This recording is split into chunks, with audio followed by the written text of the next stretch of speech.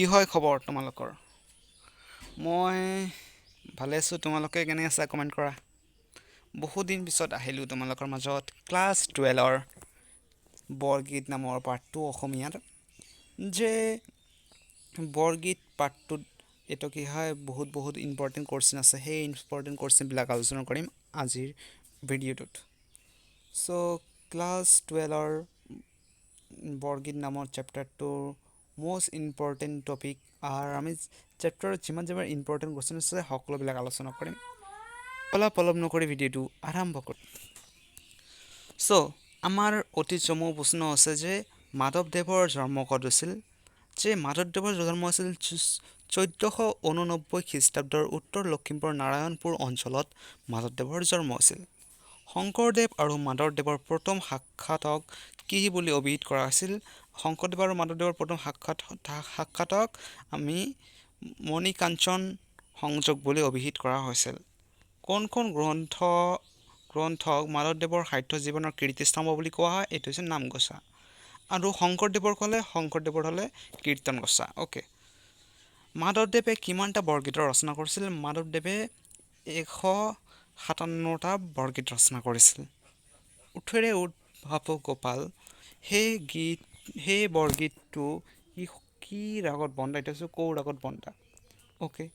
এতিয়া most important এটা question আহিল যে এইটো আহিছে যে বৰগীত কাক বোলে? বৰগীতৰ বিষয়বস্তু কেইটা ভাগত ভগাব পাৰোঁ?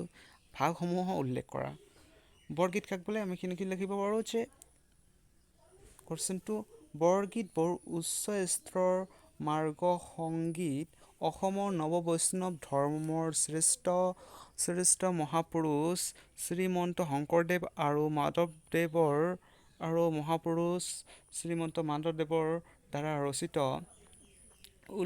উচ্চ আধ্যাত্মিক ভাৱপূৰ্ণ নিৰ্দিষ্ট ৰাগ বিশিষ্ট এক বিশেষ শৈলীৰে গোৱা গীতসমূহকেই বৰগীত বুলি কোৱা হয়। আৰু ইয়াৰ বিষয়বস্তু হ'ব কি? 6টা ভাগত আমি ভগাব পাৰোঁ। আৰু লগতে কি যে লীলা বিহৰ বিৰক্তি পাৰমাৰ্থ চোৰ চাতুৰি। ইয়াৰ পৰা মাত্ৰ 3টা লিখিলে হৈ গ'ল। অ'কে। তোমালোকে মই যিবিলাক ক'লোঁ এইবিলাক ভিডিঅ'টোত স্ক্ৰীনশ্বট মাৰি লোৱা। অ'কে। মাৰিলা স্ক্ৰীনশ্বট? মাৰি লোৱা স্ক্ৰীনশ্বট। অ'কে, ঠিক আছে, মাৰি দিলা স্ক্ৰীনশ্বট। 2 নম্বৰ কোৱেশ্চন হৈছে কি যে ডক্টৰ বাণীকান্ত কাকতিয়ে বৰগীতবোৰক কিয় নবেল নম্বাৰ্ছ বুলি কৈছে?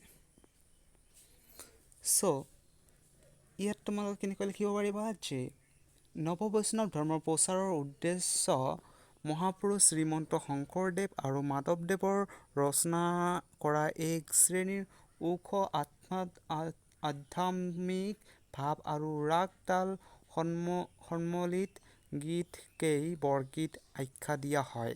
এই বৰগীতসমূহক ৰাগ তাল সাংগীতিক ভাষা আদিৰ অন্তৰালত গভীৰ আধ্যাত্মিক ভাৱৰ প্ৰবাহ লক্ষ্য কৰা যায়। সেইবাবে ডক্টৰ বাণীকান্ত কাকতিয়ে বৰগীতবোৰক নবেল নম্বাৰ্ছ বুলি কৈছে। 3 নম্বৰ কোৱেশ্চনটো হৈছে মাধৱদেৱৰ বৰগীতৰ প্ৰধান বৈশিষ্ট্য। সেই বৈশিষ্ট্যটো লিখি লোৱা যে মাধৱদেৱৰ বৰগীতৰ প্ৰধান বৈশিষ্ট্যসমূহ হৈছে বাত্যশল্য ভাৱৰ প্ৰকাশ, বৎস মানে হ'ল শিশু, ভগৱান শ্ৰীকৃষ্ণৰ শিশুকালৰ নানান ক্ৰিয়া-কলাপৰ অনুমোদকৰ বৰ্ণনা মাধৱদেৱৰ বৰগীতত পোৱা যায় বাবে তেওঁৰ বৰগীতসমূহক বাৎসল্য ভাৱ প্ৰধান বুলি কোৱা হয়। আৰু 4 নম্বৰটো লিখি লোৱা। মই ইমান কৈ নিদিওঁ, বহুত টাইম যায় আৰু ভিডিঅ'টো বহুত দীঘল হয়। সেইকাৰণে কৈ নিদিওঁ, মই এনেকৈ ওপৰলৈ যাম। তোমালোকে স্ক্ৰীনশ্বট মাৰি ল'বা বা খাতাত বহি লিখি ল'বা। অ'কে। চ' এইটো লিখি লোৱা। 4 নম্বৰ কোৱেশ্চনটো লিখি ল'লা। 5 নম্বৰটো লিখি লোৱা। অ'কে। আৰু দীঘল প্ৰশ্নৰ এইটো লিখি লোৱা 1 নম্বৰটো যে মাধৱদেৱৰ উঠোৰে উঠ বাবু গোপাল হে বৰগীতৰ মূল কথাখিনি আলোচনা কৰা, এইটো লিখি লোৱা। লিখিলা, স্ক্ৰীনশ্বট মাৰি লোৱা।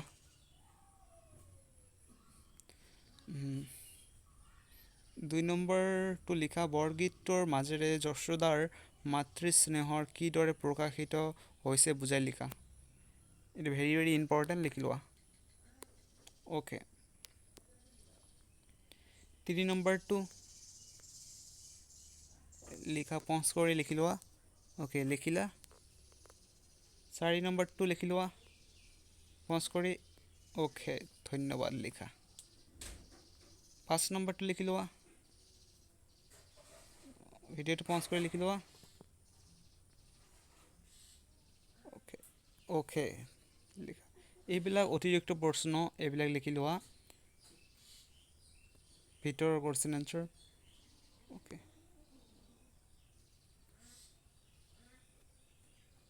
এইবিলাক আহিব পাৰে, ইম্পৰ্টেণ্ট হয়, সেইকাৰণে দিছোঁ, লিখি লোৱা। আজিৰ কাৰণে এইখিনি ভিডিঅ'।